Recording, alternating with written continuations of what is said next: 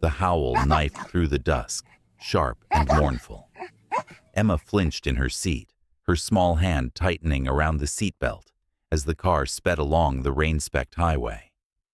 Just beyond the blur of the guardrail, she saw him, a tiny German shepherd puppy, trembling, dark-eyed, trapped between metal and pavement. Across the road, a larger shepherd paced wildly, her cries echoing through the storm clouds that gathered above, as if mourning something more than just distance. "Dad, stop the car!" Emma's voice cracked with urgency, but her father's eyes stayed fixed on the road, knuckles whitening on the wheel. The wipers thumped a steady rhythm, smearing water and memory across the glass. Emma's fingers brushed the scar on her forearm, thin, pale, and jagged, a leftover from a 5th birthday party gone wrong, when a neighbor's German shepherd lunged unprovoked. She had feared dogs ever since. But the puppy, alone, soaked, trying to scale the metal barrier, wasn't a threat. He was terrified, and something inside her cracked. "Please, Dad," she whispered, this time not begging for the car to stop, but for herself to feel brave. As the car rolled to a stop, Emma pressed her face to the window, watching the puppy make another futile leap against the guardrail. His small body slammed back onto the pavement with a yelp that pierced her chest. Rain slicked his black fur, but one front paw was stark white, like he'd stepped in paint. It made him easy to follow, easy to remember. Emma touched the butterfly keychain on her backpack. Its pink wings faded but intact. Her mom had added it the day before the accident. Now, everything Emma touched felt like an echo. The seatbelt, the scar, the raindrops racing down the glass, like silent tears. Her father sighed and pulled over. "Stay in the car," he ordered gruffly, stepping out and moving toward the pup. But Emma's hand was already on the door handle. She hesitated, torn between the fear stitched into her skin and the desperate cries across the road. Her limp was noticeable as she stepped onto the wet shoulder. But she moved anyway, drawn not just by the trapped puppy, but by the aching voice of the shepherd across the highway. Something in that cry wasn't just maternal. It was familiar, almost human, almost remembered. The adult shepherd emerged from the trees, muscular, wild-eyed, yet unmistakably beautiful. She barked, a cry soaked in panic and longing. The puppy answered with frantic yips, pacing along the metal barrier but unable to reach her. Emma felt her throat tighten. That bark didn't just echo, it spoke. She didn't know how or why, but she knew this dog. "Dad, look," she whispered. "That's his mom." Her father grabbed her shoulder, pulling her away from the road. "This is why you should have stayed in the car," he snapped, panic in his voice. "Wild dogs are dangerous when stressed." "She's not wild," Emma insisted. She's trying to get to him." Then she looked closer. The shape of her ears, the tilt of her head, the amber eyes. Emma's breath caught. "Dad, doesn't she look like Luna?" Robert froze. Luna, the dog they lost 2 years ago in a thunderstorm, her birthday present, her mother's favorite, gone without a trace. "That's impossible," Robert muttered, but his voice betrayed him. His eyes stayed locked on the shepherd, on Luna, pacing like her heart might burst if she didn't reach her baby. Emma took a step toward the guardrail. "It's her," she whispered. "I know it." Before Robert could answer, a sleek black pickup slowed beside them. A man in his 30s stepped out, too clean, too casual for the scene unfolding. "Need a hand?" he asked, with a practiced smile. Robert stiffened. "We've called animal control." The man's eyes flicked from the pup to Luna. "That's a purebred shepherd," he noted, tone shifting, "and looks like her pup. Could be worth something." Emma edged closer to her father. Luna's growl was audible even across the highway. Low, distrustful, teeth barely bared. She didn't like this man. Emma didn't either. "I work in canine rescue," he added, flashing a business card. "Jack Thompson." Luna barked again, louder, more than warning. Disgust. "She knows," Emma whispered. "She knows he's not safe." Robert gave the man a tight smile. "We'll wait for animal control." Thompson didn't leave. He lingered by his truck, eyes always on the dogs. "Suit yourself," he said, but the glint in his gaze was hungry. Beside the car, the puppy tried again to scale the barrier, letting out a helpless whine. Across the road, Luna barked back, her pacing feverish, frantic. "Dad," Emma said quietly, "we can't wait. They're family." Robert looked from his daughter to Luna. The wind shifted. He closed his eyes, then nodded. Robert shed his jacket and stepped toward the guardrail. Rain streaked his beard, soaking the sleeves of his flannel as he crouched. The puppy, cornered and shivering, let out a soft growl, not menace, but fear, barely contained. "Easy there," Robert murmured. "Not gonna hurt you." Across the road, Luna howled, her paws twitching like she was seconds from sprinting across traffic. Emma stood still, hands clenched at her sides, heart thudding against the cage of her ribs. Thunder cracked overhead. The pup bolted, straight into the open highway. A horn blared. A truck roared around the bend, tires hissing on slick pavement. Emma screamed. Robert lunged. Time broke. The world narrowed to a blur of motion. Robert diving, arms outstretched. The puppy frozen mid-stride. The truck barreling closer than a heartbeat. And then, impact, but not of flesh and steel. Robert rolled onto the shoulder, the pup cradled against his chest. Emma ran before she realized it, her limp exaggerated, water flying from her sneakers. "Dad!" she gasped. Robert sat up, scraped but breathing.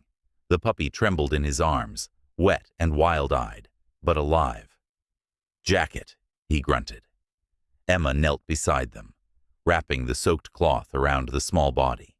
And for the first time in years, she touched a dog and didn't pull away.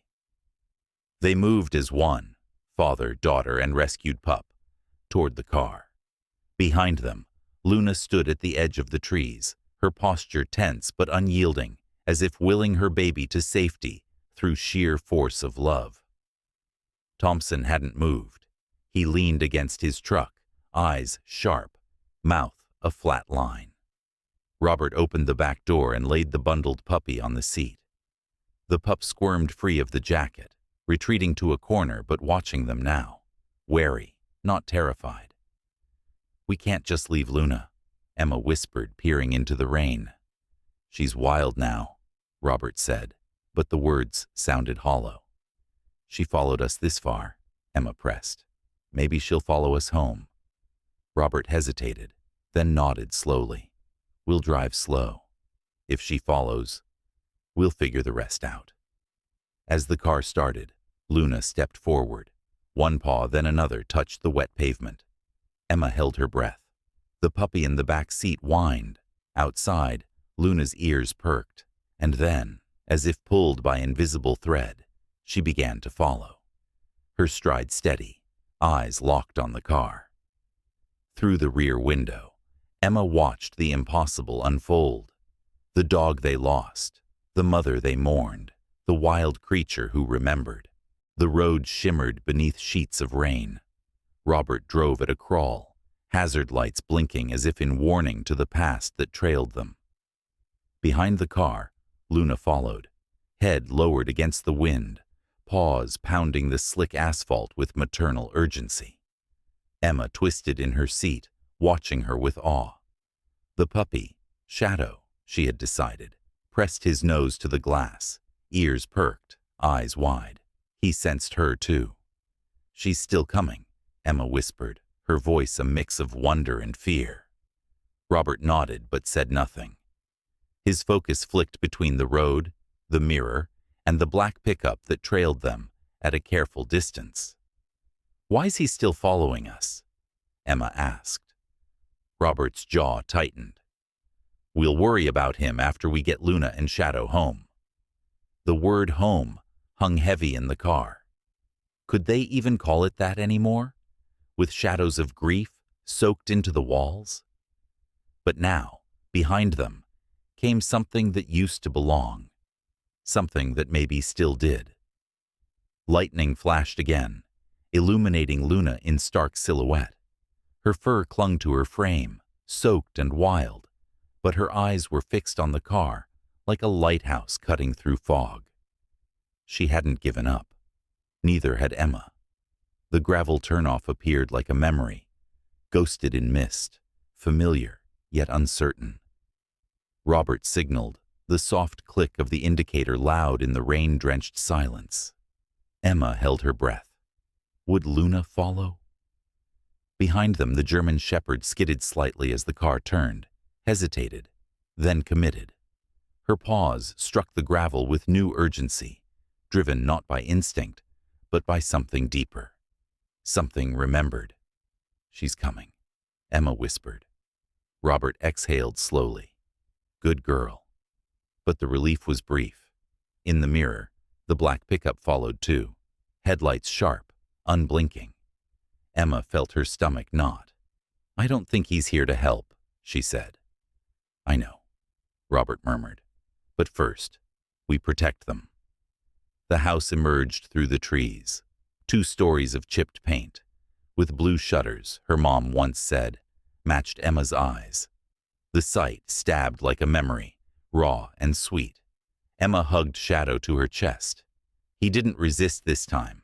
His body was small, soaked, but warm. We take him inside first, Robert said. Then I'll handle Luna, and him. Promise you won't hurt her? Robert met her eyes. I promise. If that's really Luna. She's family. Emma nodded and opened the door. Rain poured in silver sheets as Emma stepped onto the porch. Shadow cradled against her chest. Luna paced the yard 20 feet away, torn between fear and instinct. Her eyes never left the puppy. Thompson's truck idled at the edge of the driveway, headlights slicing through the gloom like a threat. Inside. Now, Robert called from behind, moving to intercept Thompson. Emma fumbled with the key. The door opened with a creak that sounded like home, and history, and hesitation. Inside, the air was warm, safe, real. She set Shadow down gently on the kitchen floor. He sniffed tentatively, then began to explore, tail low, curiosity battling caution. Through the window, Emma watched Luna hover near the porch steps, ears flicking, body taut. Behind her, Robert stood toe-to-toe with Thompson, whose posture had shifted from casual to predatory. I could take them off your hands, Thompson said, loud enough for Emma to hear. Got connections, buyers who'll pay good money for purebreds. They're not for sale, Robert answered, voice like stone. Emma turned back to Shadow, just as he sat, gazing at her with Luna's eyes. Slowly, he stepped forward and touched his nose to her hand. A bridge was forming. The touch was feather-light, barely a brush of wet fur against skin. But it ignited something in Emma. Not fear, not panic. Something gentler. Something that had slept inside her since the attack. Connection. Through the rain-slicked glass, she saw Thompson gesturing with increasing aggression. Luna growled low, her stance protective, tail rigid. She stood between the house and the man like a sentry carved from memory and muscle. Emma stepped outside again. Emma, get back inside, Robert warned, panic sharp in his voice. But she didn't flinch. They're not just dogs, she said. They're ours. Thompson's mask cracked. You don't understand, he hissed. Fighting rings, breeding operations. There's money here. Emma's heart turned to ice. She'd heard of people like him. Her mom used to write articles about them, about cruelty hidden behind charm. Leave, Robert growled. Now! Thompson didn't move. Then Luna did. With a low snarl, she stepped forward, placing herself between Emma and the threat. Her body coiled like a spring, eyes locked on the man who saw her as currency. She remembers, Emma whispered. She remembers everything. Thompson's smile faltered. His hand hovered near his jacket pocket. Too slow, too deliberate. Robert stepped forward, shielding Emma instinctively. "Get off our land before I call the sheriff," he warned. But the tension had already snapped. Luna growled, a deep primal sound that spoke not just of anger, but of love, of years lost, of a pup she'd almost died protecting. Her body bristled, a storm in fur and fury. Behind her, Shadow whined through the door, the sound cutting like a plea. "You've got no idea what these dogs are worth," Thompson muttered.